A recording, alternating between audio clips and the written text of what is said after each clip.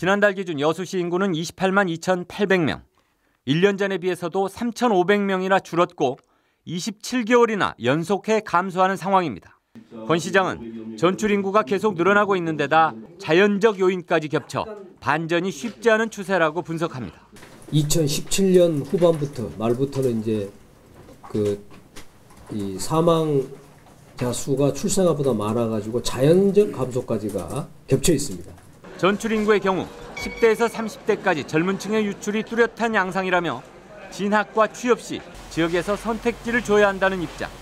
혁신고등학교 육성과 산학융합지구 조성, 경도개발 등을 대안으로 내놓습니다. 지역의 정치적, 정서적 위상 하락에 대한 생각은 어떨까?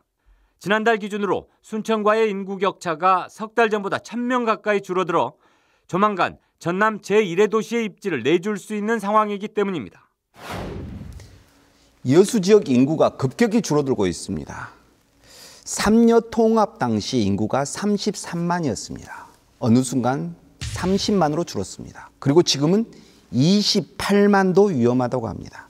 조 기자, 여수시의 인구 감소 추세, 원인을 어떻게 분석하고 있습니까? 일단 인구 감소의 원인은 두 가지로 나뉘는데요. 자연적인 요인과 사회적 요인이 있습니다. 자연적 감소 요인은 출생이 사망보다 적을 경우에 발생을 하고요. 사회적 감소 요인은 이 교육이나 직장 문제로 인한 전출이 대표적인데요. 일단 자연적 요인을 따져보면은 여수시의 출생아 수는 2016년부터 크게 감소를 하고 있습니다. 지난해 이 2,000명 선이 무너졌습니다. 1,700명을 기록을 했고요. 반면에 사망자는 증가하는 추세입니다. 1,700명에서 1,800명 사이였는데 2015년부터 1,900명을 넘기기 시작을 했고요. 2017년에는 2,000명을 넘겼습니다. 그러다 보니까 자연적인 요인에 의한 인구 감소도 있고요. 그것은 충분히 이해하겠습니다. 네네. 자연적 감소. 문제는 전입 전출 인구 문제인데요. 그렇죠.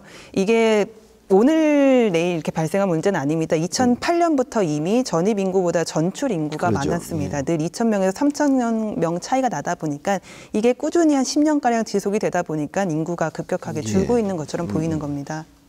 조 기자에게 계속 묻겠습니다. 여수하고는 달리 순천, 광양은 인구가 또 증가하는 추세입니다.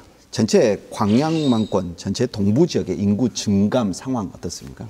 네, 행정안전부 자료에 따르면은 여수는 리포트에서 보신 것처럼 30만 명 선을 무너졌고 28만여 명을 기록을 하고 있는데요. 꾸준히 감소를 하고 있습니다. 2005년에 30만 명 선이 무너졌고 2016년에는 29만 선이 무너졌습니다. 순천은 소폭의 증감을 반복을 하다가 2012년부터 꾸준히 증가를 하고 있습니다. 2016년에 소폭을 감소했지만 곧바로 다음에 회복을 했고요. 2009년에 26만 9천 명을 기록을 했는데 10년 만에 27만 9천 명을 기록을 해서 인구가 좀 많이 증가를 했습니다. 광양 같은 경우에는 2011년부터 꾸준히 증가를 하고 있는데요. 지난해에 비해 올해는 약 4천 명 정도 감소한 것으로 집계되고 있습니다.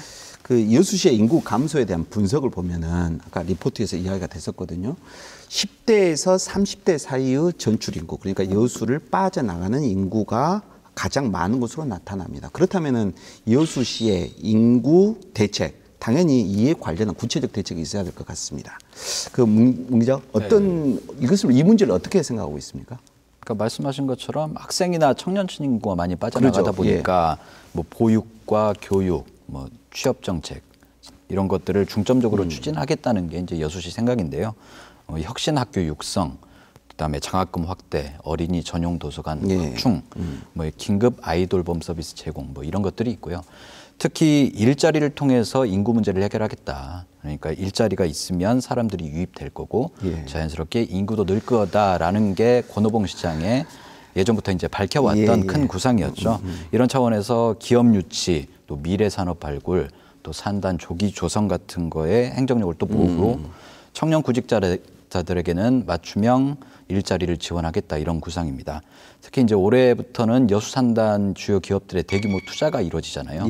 그로 인해서 이제 근로자들이 많이 이제 여수 쪽으로 올 건데 업체들과 논의를 통해서 그분들을 여수 쪽으로 전입시킬 수 있도록 하겠다라는 것도 핵심 정책의 하나고요. 그다음에 또 정주 여건과 관련된 정책들도 있는데 어쨌든 산당 근로자분들이 순천 신대지구 쪽으로 많이 빠져나가다 보니까 적어도 이분들의 유출은 좀 막겠다. 그리고 유출된 인구를 다시 끌어오겠다라는 취지에서 택지 개발 사업 이런 것들을 좀 속도감 있게 추진하겠다. 이런 대책도 있습니다. 결국 여수시는 진학, 취업, 주거 등에 있어서 생활 전반에 걸쳐서 인구 유입 정책을 뭐 가동시키겠다라는 계획인 것 같아요. 네. 좋습니다. 화면에서 나타난 여수시장님의 향후 전망 굉장히 낙관적으로 보이거든요. 과연 그 계획들이 실효성이 있을지 문 기자는 어떻게 평가하십니까? 이제 인구 정책과 관련해서는 뭐 과거에도 여러 정책들이 있었죠. 계속 있어 왔습니다. 네. 예. 이제 그것보다는 좀 구체화되긴 했는데 과연 이게 큰 틀에서 달라졌나 또는 다른 지자체와 비교해서 차별성이 있나에 대해서는 그렇게 보기는 좀 어렵다 이렇게 좀 보고요. 특히 이제 아까도 언급됐지만 사망자가 출생자보다 많은 상황에서 이렇게 자연 감소까지 겹치는 상황에서 시기는 늦출 수 있을지 모르지만 그래도 인구 감소는 피하기 어렵다라고 뭐 예상을 할 수 있습니다. 그래서 우선 시민들이 좀 겪고 있는 불편함부터 없애달라는 그렇죠. 요구들이 이제 많죠. 뭐 예를 들어서 저는 이제 인구정책위원회에서 나온 얘기인데 밤늦게 아이가 아프면 저녁에 안심하고 갈 수 있는 병원이 없다. 그러죠. 이런 것부터 좀 해결을 해야 되는 거 아니냐라는 얘기들이 이제 나오는 거고요. 그래서 그리고 또 이제 여수 지역 인구 문제를 저희가 얘기하고 있는데 큰 틀에서 보면 전남 동부 지역 지자체에서 인구가 돌고 도는 거거든요. 풍선 효과죠. 그렇죠. 사실상 여수, 순천, 광양이 제한된 인구를 두고 제로섬 게임을 하는 거죠. 그래서 뭐 저 개인적으로는 어차피 우리가 인구 감소 문제를 피할 수 없다면 그럼 과연 우리는 거기에 대응할 만한 준비가 돼 있는가? 뭐 간단히 얘기해서 섬 지역 학교들은 폐교당할 수밖에 없는 상황인데 그때 가서 대안을 고민하고 시행착오를 겪을 것이냐. 그래서 지금부터 좀 인구 증가에 초점을 맞추는 것도 좋지만 인구 감소에 미리 대비할 수 있는 새로운 패러다임 전환이 좀 필요하지 않나 개인적으로 그렇게 생각합니다. 그 인구가 늘어나고 혹은 줄어드는 것은 결국 지역의 삶의 질이 결정한다고 생각이 됩니다. 여수의 삶의 질, 과연 여수 시민들은 어떻게 평가할지 궁금합니다. 저는 개인적으로 통장 같은 거 굉장히 좋아합니다. 지금 14,000원입니다. 한 그릇에. 올라도 너무 올랐습니다.